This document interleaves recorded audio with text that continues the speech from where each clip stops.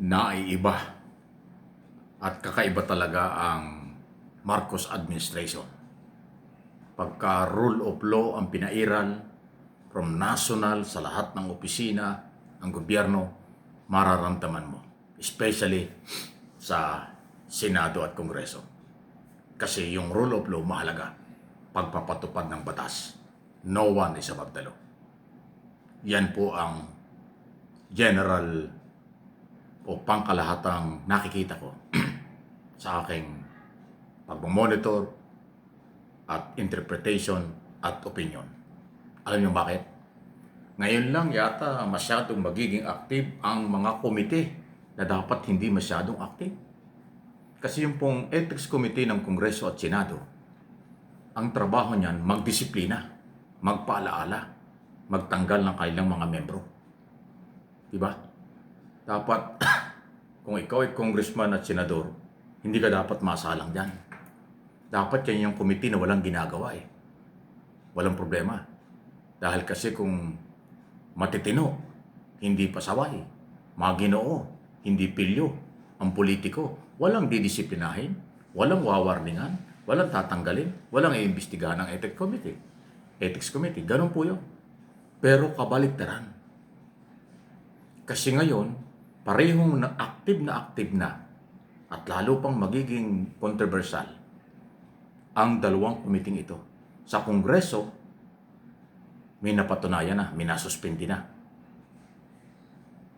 May natanggal at nag-resign na nga.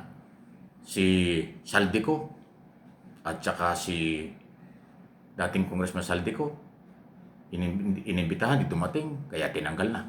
Nag-resign na. Si dating Congressman Teves, iniimbestigahan, may problema rin. Dahil sa kanyang naging problema sa Negros, napilitan siyang tanggalin din ng Kongreso. At ang Ethics Committee ay nagkaroon din ng issue dyan. Ngayon naman si Barsaga ng Cavite, ang sinasalang at pinag-usapan dahil naman sa kanyang style, kawalan ng respeto. So ang isinasalang sa Ethics Committee, exclusive para sa mga membro na mayroong mga problemang ginawa. Ganun po yung sitwasyon. Sa Senado, ganun din.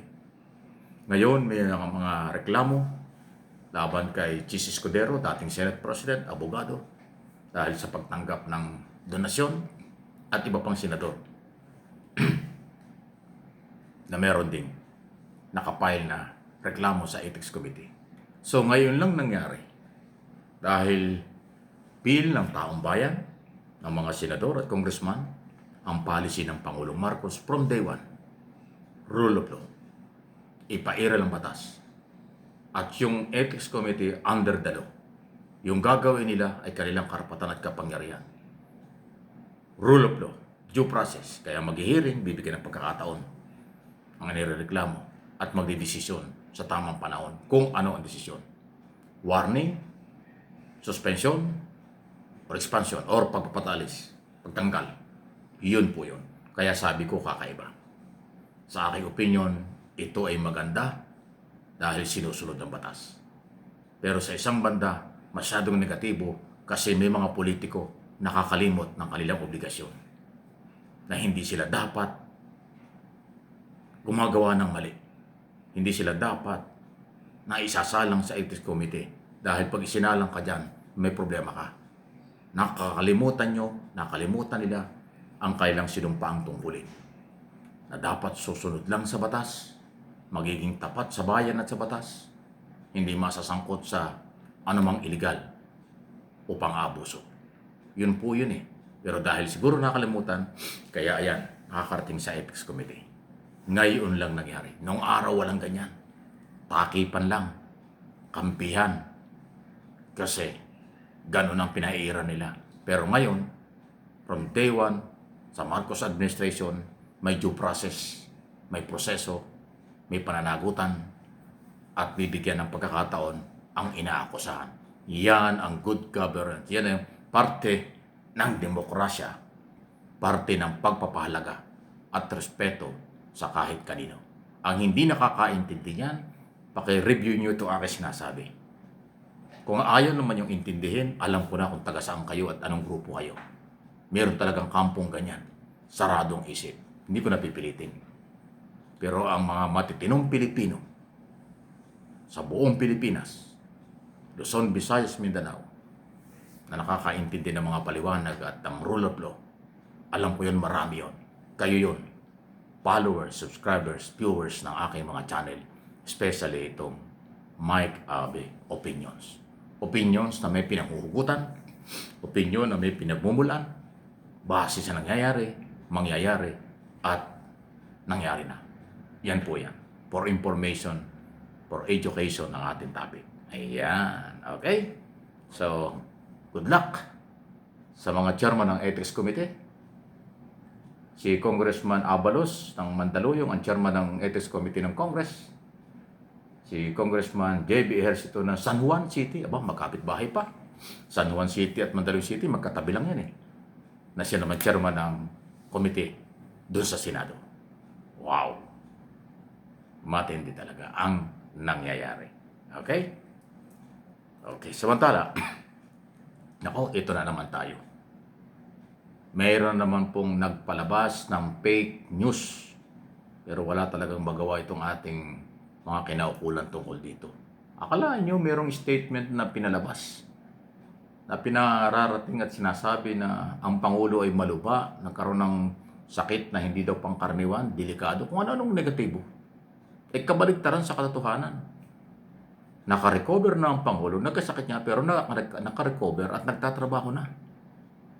Ay alam niyo yung fake news tungkol sa kalusugan ng Pangulo, yan ay nakakaapekto sa political stability, ekonomiya, at national security. Kung hindi nyo alam, aralin nyo. May epekto yan sa ekonomiya dahil ang mga negosyante, kapitalista, foreign and local, nakasalalay yan sa kalusugan ng Pangulo at policy ng Pangulo. Pag maganda ang policy at maganda ang kalusugan ng Pangulo, pwede silang maglagak ng kapital ng negosyo. Pag may problema, mag-hold sila. May epekto sa ekonomiya. Bakit may problema sa political stability? Kasi, abay, pag may problema ang kalusugan ng Pangulo, pwede magkaroon ng pagpapalit at pwede hong magkaroon ng destabilization. May epekto pa rin sa security at negosyo. Pagka naman po yung national security, aba, siyempre, pag mahina ang negosyo dahil may sakit ang Pangulo, may destabilization, may problema yung political stability. Dahil napupolitika, nababahala, maraming masamang epekto ng fake news sa kalusugan ng Pangulo. Ngayon, hindi naman totoo dahil ang lumalabas, healthy na, magaling na, nagtatrabaho na. Ang isang problema rito, talagang walang magawa yung mga kinaukulan. Yung PNP, Police, NBI, Department of Information Communication Technology, ang Presidential Communication Office, wala. Puro lang sila warning. Wala silang mahuli, wala silang makasuhan.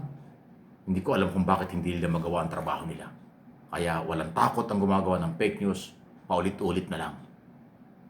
Yan ang hindi ko alam kung bakit hindi nila magawa. Dapat talaga, lalo na yung mga kabinete na walang ginagawa, dapat talaga sibakyan ng Pangulo yan. Mr. President, nung ko pa sinabi, hindi ko naman kita pinangunahan. Hanggat hindi ka nagpapalit ng mga sekretary na kapaligid sa iyo, hindi ko naman hinalahat. Yung iba talaga, hindi asset, talagang pabigat sa opisina mo, Mr. President, sa totoo lang.